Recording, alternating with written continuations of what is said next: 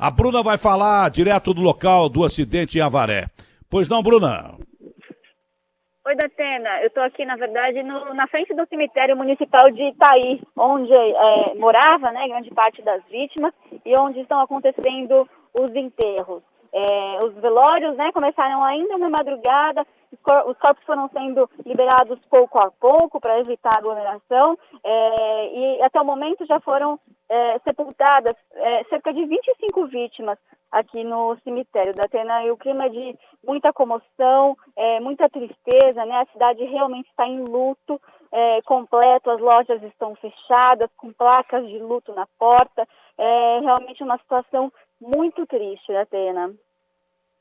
Olha, Bruna, todas as vítimas eram desta única cidade ou havia gente de outra cidade? E a maioria das vítimas era de jovens.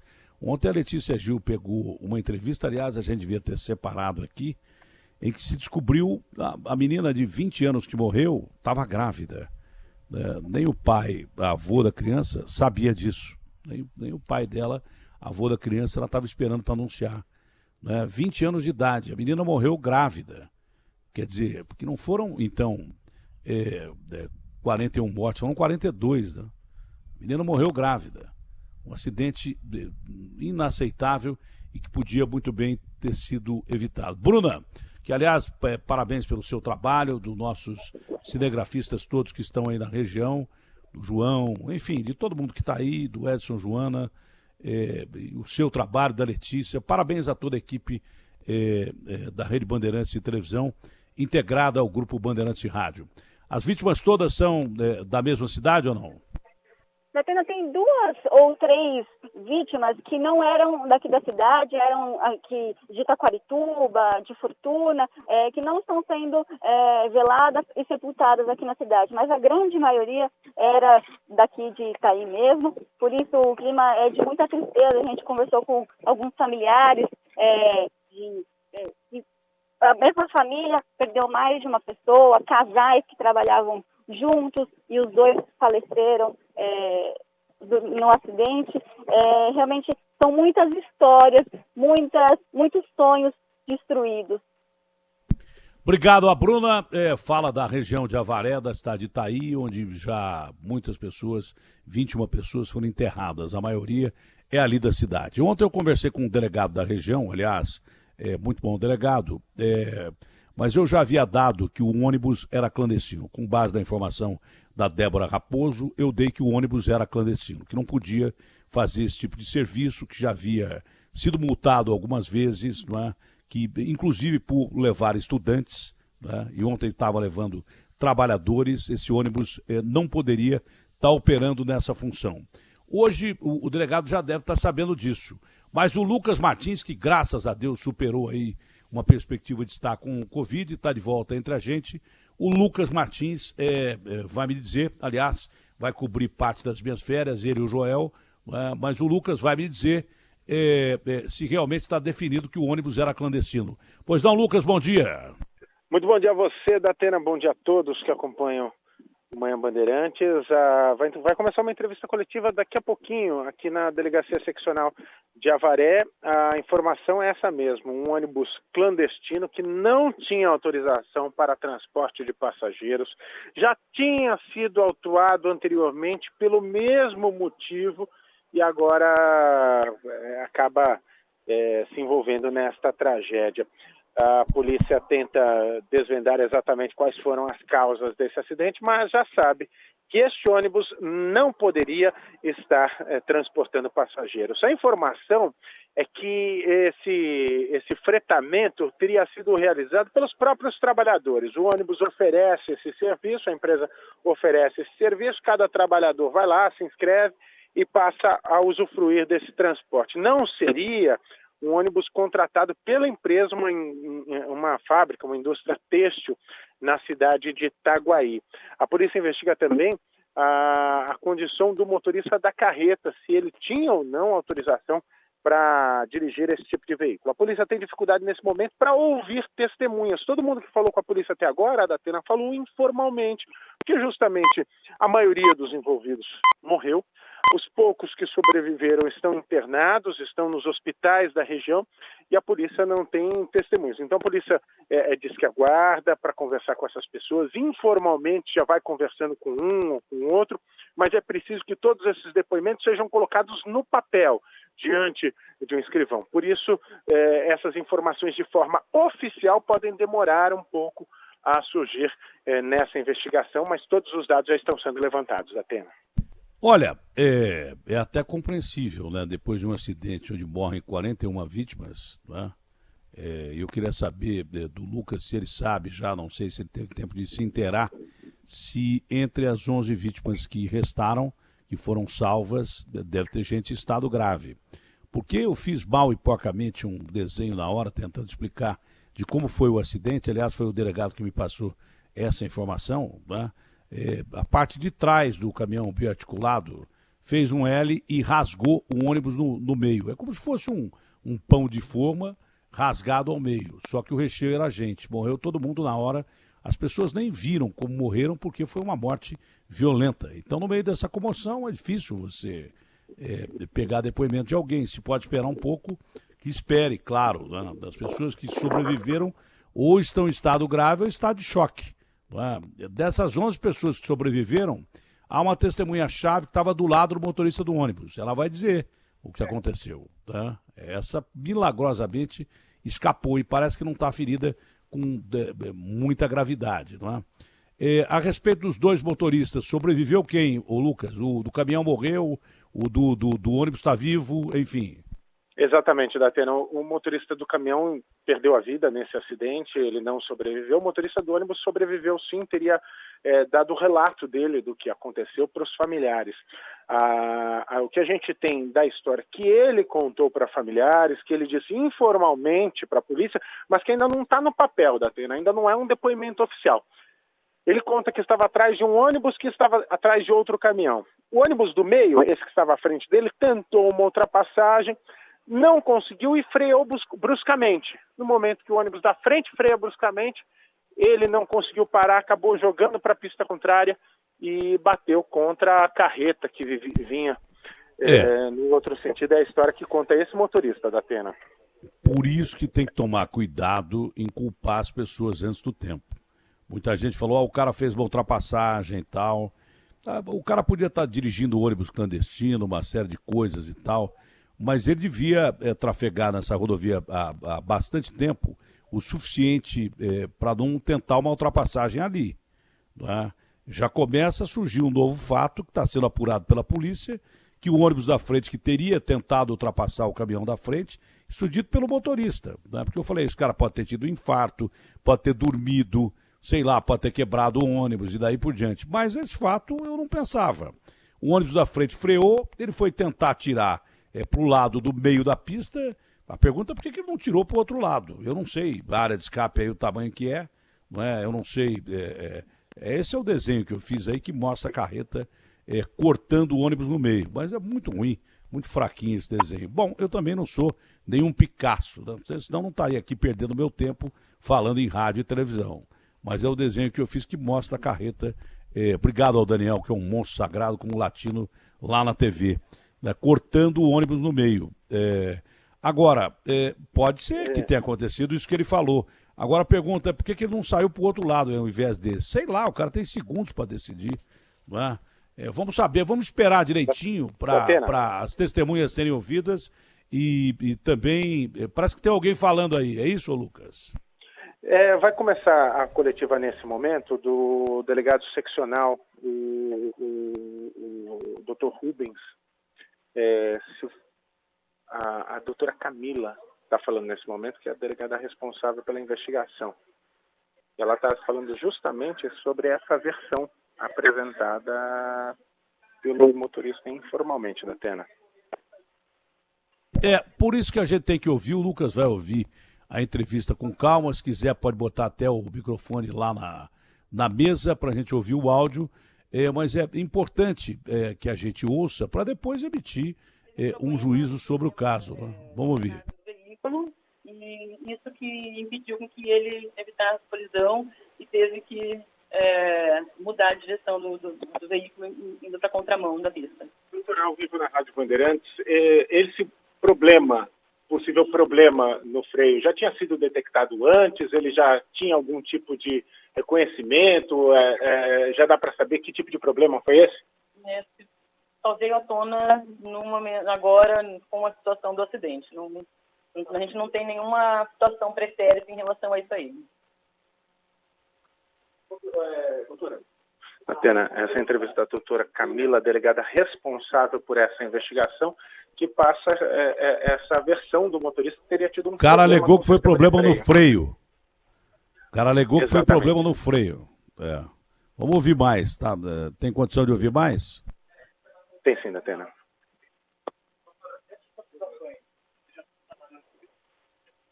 Você pode repetir a pergunta do cara que está fazendo aí.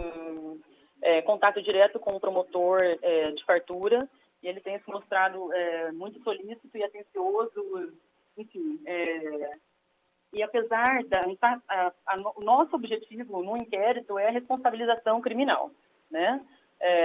E isso aí inclui não só apontar um culpado, e sim provar que talvez de fato foi uma fatalidade ou não, né? A gente não quer ter um bode expiatório para responsabilizar, a gente quer o que de fato a gente consegue produzir em cima dos elementos que a gente vai conseguir colher no decorrer do inquérito. Mas também tem a outra vertente da responsabilização civil aí por envolver empresa e tudo mais, né? E o promotor está muito sensível a essa questão. A gente, dentro do possível, por não ser tanto o nosso objetivo principal como Polícia Civil, a gente está compartilhando informações, mas essa questão de responsabilização civil e tudo mais já está sendo cuidada pelo Ministério Público. Esse ônibus não tinha autorização para transporte de passageiros? Isso já está definido ou ainda é investigado? Não está definido porque a gente não fez a oitiva dos empresários ainda. Então, a gente também tem que dar esse direito deles de produzirem provas e tudo mais, né? E se explicarem em relação a isso. Então, eu não vou colocar essa questão como definida. Mas tem autuações anteriores? Tem essa indicação, mas como a gente a Polícia Civil ainda não chegou nesse ponto, eu não vou me pronunciar nessa questão, entendeu?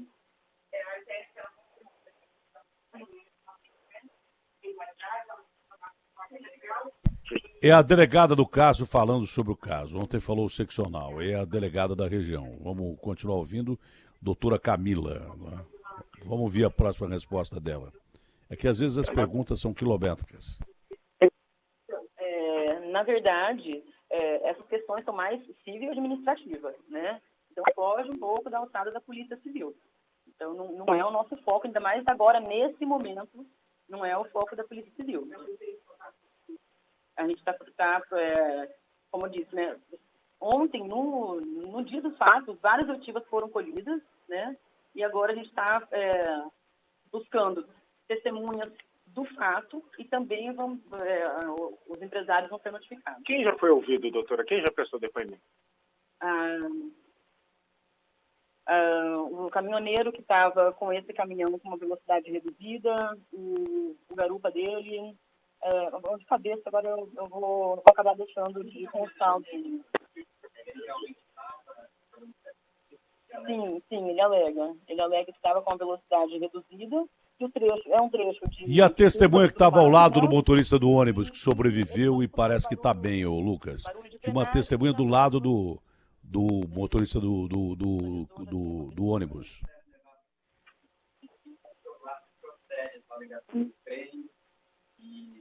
Essa é uma perícia delicada, porque assim, o caminhão está realmente extremamente retorcido, então vai demandar atividades mecânicos, do ônibus.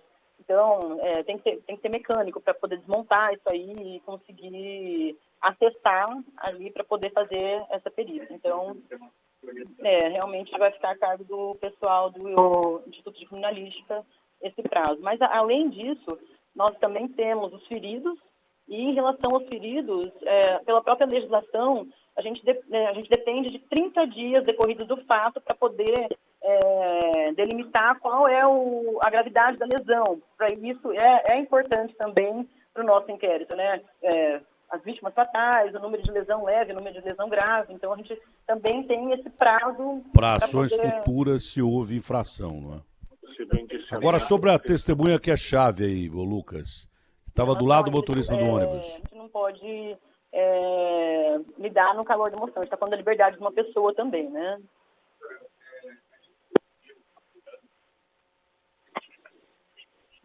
Doutora Camila, delegada ali da região, falando. Perguntas sendo feitas aí. O Lucas não pode repetir que o microfone deve estar ali com a doutora.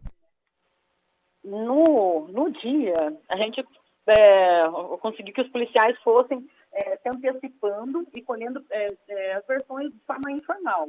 Então, eu não vou me pronunciar sem ter a documentação dessas declarações. Doutora, o que já se tem da dinâmica do acidente, como teria acontecido, se a senhora puder descrever, pelo menos o que se tem até esse momento? É claro que a perícia pode alterar algum detalhe. Perfeito. Como eu falei, no local dos fatos, era bem evidente que o caminhão invadiu a contramão. Desculpa, novamente, gente. No local dos fatos, que a gente tem de evidente que o ônibus, ele passou pela mão contrária, né, da via. É isso que nós temos.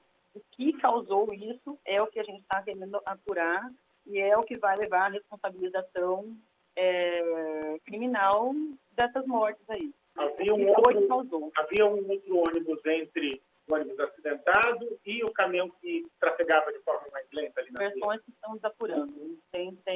O Lucas, tem uma testemunha que estava do lado do motorista do ônibus que sobreviveu. Ela ouviu essa testemunha ou não? Tentando comprovar isso aí, porque tem testemunha que viu, mas eu não sei se era o caminhão ou era o ônibus, você entendeu? Então, assim, tá meio confuso essa existência desse outro ônibus no momento do acidente. Se vai vários ônibus ali, sim, você entendeu? Doutora, precisa ter informação se tinha trilha garantia? Do ônibus, sim. Sim. Do caminhão. Ele, para a categoria do caminhão, não. Doutora, havia pelo menos... Mas não para a categoria. Havia pelo menos uma testemunha que está relativamente bem, com ferimentos leves. Ela estaria onde? Estaria junto ao motorista do ônibus? Qual a importância dessa testemunha? O que ela pode ajudar a esclarecer? Então, a prova testemunhal, ela é relevante, mas a gente também tem que contar com as impressões que a pessoa tira daquilo, né? Então, não, tinha um veículo na frente, um caminhão ou um ônibus, não sei, né? Então, tem relevância? Por óbvio que tem. Mas a gente também tem que fundamentar essa versão da testemunha em outros elementos que a gente está angariando. Olha, o Lucas volta daqui a pouco com um resumo da entrevista, o principal já foi dito. Primeiro, o fato é claro, o cara invadiu a pista contrária, o motorista do ônibus sobreviveu. O que ele alega? Que havia um ônibus ou um caminhão entre ele e o caminhão que vinha do outro lado, né? E é fato que ele, por algum motivo, saiu da pista dele e foi para a pista contrária e se chocou, batendo de frente. Depois a carroceria do caminhão biarticulado pegou esse ônibus no meio, provocando um acidente fatal. Porque não foi porque foi uma colisão frontal, já seria grave, mas porque a parte de trás do caminhão biarticulado rasgou o ônibus no meio e matou todo mundo que estava ali dentro, ou praticamente todo mundo, de uma maneira brutal. Se serve de algum consolo, as pessoas nem perceberam como morreram, porque foi uma morte trágica. 37 já morreram ali, do local do acidente. Dos 41, 37 morreram ali. É fato também que o motorista alega que mudou de pista. Ele fala, eu mudei de pista. Por quê? Porque o veículo da frente, seja um ônibus ou caminhão, tá? Que ele disse que havia tentado a ultrapassagem, quando recuou da ultrapassagem, teria freado. E na frenagem, ele mesmo freou o ônibus dele, e que o ônibus dele falhou. E aí, que além da prova testemunhal, entra a mãe de todas as provas, que é a perícia. Se houve falha no freio do ônibus, você começa a dar credibilidade naquilo que o cara falou. Como eu não quis bater do veículo da frente, sendo o caminhão ou ônibus, eu tive que frear. Como eu não consegui frear e ia bater, eu tirei para o lado esquerdo, né? E tirou para o lado esquerdo, ele bateu de frente e também pegou a parte traseira do caminhão em cima do ônibus. Então nós temos que esperar a prova pericial para saber, além das testemunhais, primeiro para saber se tinha um veículo na frente dele. Se não tivesse o veículo na frente dele, por que ele iria para outra faixa da pista? Claro que ele não iria. Ele continuaria seguindo na pista dele. Por que queria mudar de faixa se não tivesse alguém ali na frente dele? Ou ele tentou uma ultrapassagem arriscada e perigosa e aí acabou morrendo gente pra caramba, ou por falha mecânica que ele tentou frear para tirar do veículo que ia indo à frente, ele bateu de frente com o caminhão. Né? Isso aí está claro.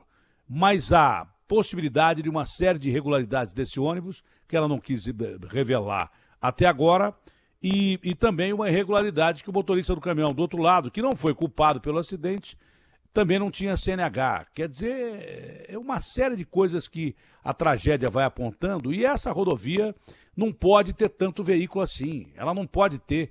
É uma estrada vicinal. Ah, mas ela é bem sinalizado, o asfalto é bom. O que interessa? Interessa que não dá para ter tanto veículo rodando assim. Veículo que muitos deles evitam o pedágio. Isso não é ilegal.